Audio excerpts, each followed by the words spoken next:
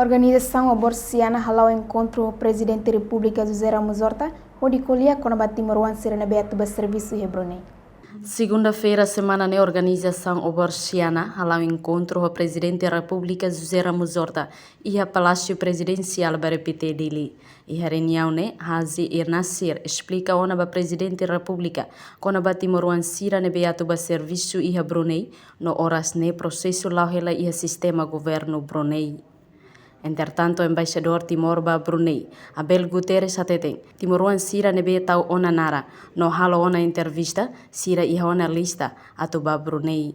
Senhor Hazi Nasir, for briefing ba presidente kono ba Timor-One Sira atu ba serviço iha Brunei.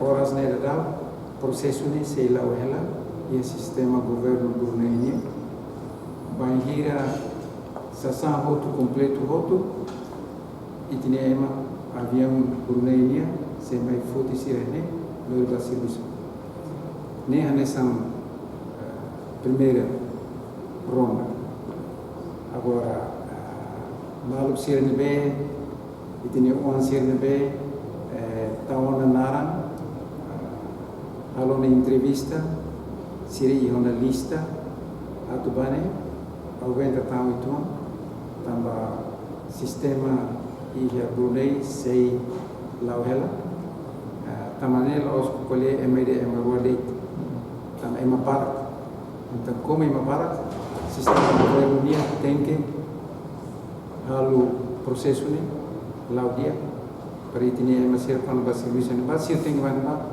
tinoro. Possibilidade de serviço iha Brunei Darussalam iha área hospitalidade, hotel, restaurante, construção, agricultura no gás. A reportagem Domingas Amaral, Prisca Sara, Televisão Timor-Post.